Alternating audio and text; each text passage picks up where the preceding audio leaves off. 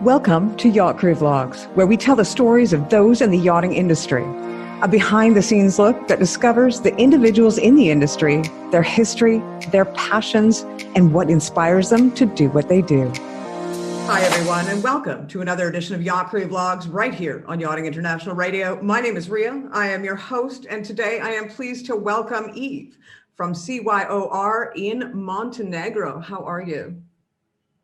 I'm great. Thank you very much. It's such a pleasure to be a part of your radio. Yeah, well, it's a pleasure to have you. Listen, tell us a little bit about yourself. Where are you from? How did you get into yachting? You know, what brings you to today? All righty. So as I should tell you the story, how did I end up in yachting? I ended up very unpredictably, the way I like it the most. A friend of mine suggested me yachting just in the right time as I finished my studies. And to me, it was like 4 in 1, like spending time with people from all around the world, visiting so many places, a good industry standard, and improving my English skills. So for me, it was like, yes, that's it, such excitement. And I did it for 4 years. I made my way up from a laundry stewardess to a chief stewardess. It was so exciting working on private and charter boats all around the world and meeting people from all over. Such experience. But then at one point I was like, let's put the anchor down. And then I created CYOR, which means create your own reality, a yacht agency based in Montenegro to be your host for that coastline. Well, tell us a little bit about your company. What was the desire to do this? Was there a niche in the marketplace that needed to be filled? What makes you special in Montenegro? So what I can definitely make on the side that which makes me special is that before yachting, I used to work as well as a tour guide, which on one way makes me an expert for the territory of Montenegro. I know it like in detail. And then after working as a tour guide, I joined yachting as well just after my studies.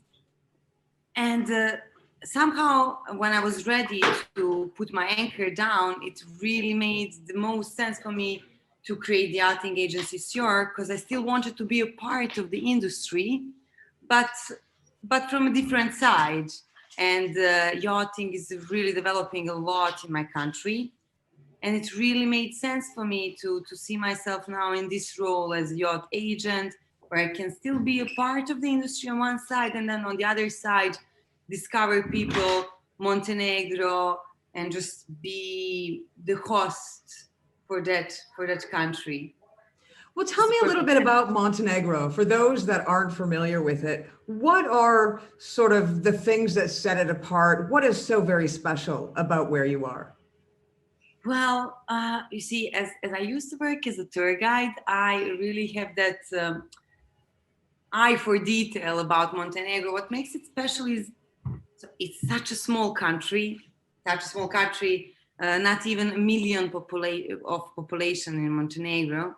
And I'm not really sure now in detail about the square kilometers, but such a small country. And from the coastline, you only need like 2 hours to come to the north, to arrive to the north, where it's snowing. For example, at this time in the north, it's snowing. And at the coast, you can already take a swim.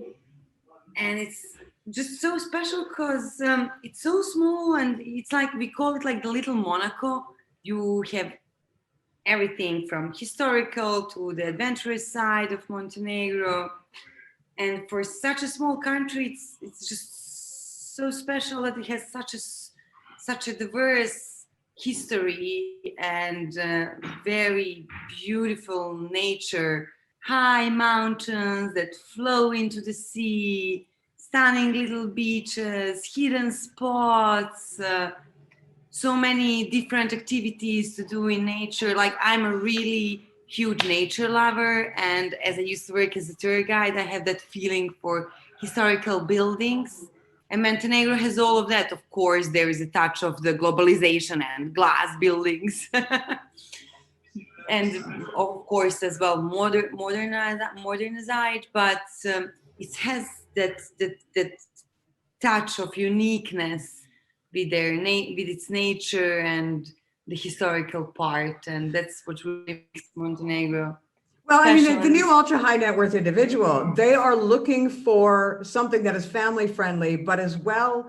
has those hidden secrets that, no man has gone before. They're looking for a brand new experience, something nobody else has ever experienced. Do you have those kind of things for the new ultra high net worth individual who are planning on almost living aboard with their family? Right. Well, well, regarding to that question, I could definitely say it all depends on us how we create our time. Montenegro definitely is a destination where we can create our time very creatively, doing all those different activities. Well, it's on us how much we are going to be creative with that time and what we are going to do. But Montenegro is definitely the destination where we can fulfill all those expectations. So you do have things for children to do, like as far as culture and tour, like the educational side of things about Montenegro. You also have, the sort of extreme side of things where perhaps the mother and father would like to go and do some extreme sports, etc. You have those things in Montenegro to offer to keep the entire family happy. Yes, definitely. And as you mentioned, kids, yes. So, how that works. Like mother and father would like to go somewhere and escape. There is definitely as well a spot for the kids to enjoy their time. For example, my older sister, she created as well high standard kids club until the age of 14. Such a coincidence as you are asking already. Let me advertise her as well a little bit. Well, let me ask you as well. well. What is the culture like there? What sort of things can people expect as far as culture and history and food? Oh well. So now when it's about the culture, to be honest, now on one side, I could definitely say that Montenegro is on one side, not absolutely on one side, very like a little a century backwards. But when it's like about the hospitality side, we can in restaurants expect very high standard services, and when it's about the food, we deliver all the Mediterranean delicious experiments of the Mediterranean. Fish, of course, is our specialty, and many different things. Like regarding the food, Montenegro definitely has delicious restaurants. Well, what is a typical dish? What is a typical dish in Montenegro? Something that 100 years ago grandma would cook for her grandchildren. What would you explain that dish for me? Right. So there is quite a few, as we are so near. We are just opposite of Italy, so we have quite a lot of same specialties as the Italians. But on this, as a prosciutto, for example, prosciutto is such a common traditional thing in Montenegro as well as in Italy. Cheeses, fish specialties, and on the other side, Montenegro used to be a part of ex-Yugoslavia before the 90s. So we have, when it's about the culinary side, there is really like specialties what are common from the Balkans. We call it sarma. That's like meat wrapped in veggies. You see, I'm a businesswoman. I'm not such a cool. I've seen things like that before. Either it's meat wrapped in grape leaves, or it's meat wrapped in cabbage, or things like that. Yeah, but I can definitely assure you that in Montenegro, you are not going to be hungry. There is so many specialties for you to taste. And so if you're interested, like, It's beautiful, obviously. What type of climate can you expect? Well, from springtime until the end of October, it's very lovely weather. Like from June till August, it's really warmer, like in the Caribbean till 40 Celsius degrees. But already from March, it starts warmer weather, like till this month till now. It would be a little chilly during winter time. But for example, there would be boats what would choose Montenegro as a winter base. What's as well a great destination as winters on the coast are not that cold, but there is still like 2 hours away from the coast. There is the north where the crew and or as well the guests can do winter activities, and that's a special part of Montenegro because it's such a small country. You can do activities in one day from coast activities to those snow activities and have fun in snow until this month until the month of April, and then already from April it starts really like that spring and summer vibe and lovely weather all the way to October. Well, you know what? It sounds absolutely amazing. I have not had the pleasure of being in Montenegro, and it is on my list of places to go. So I'll have to look you up and get you to take me around and be my tour I'm guide, as it were.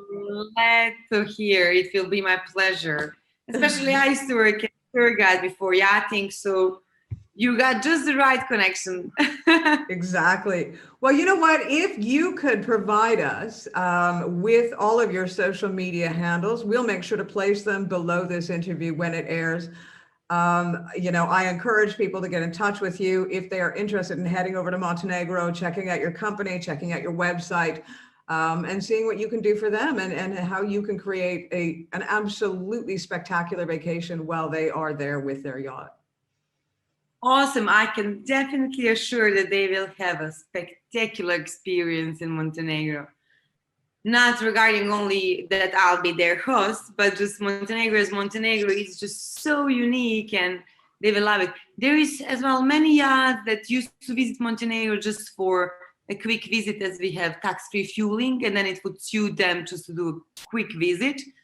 But I definitely would like to encourage you guys to visit Montenegro properly and experience it on a truly way, because it's really such a small, cute, little, stunning country. Well, Eve, I thank you ever so much for your time. I want to say again to the audience out there, CYOR, create your own reality. We will make sure to provide all the links below this interview when it airs. You've been watching another edition of Yacht Crew Vlogs right here on Yachting International Radio. My name is Ria. I have been your host. Please tune in again for another episode.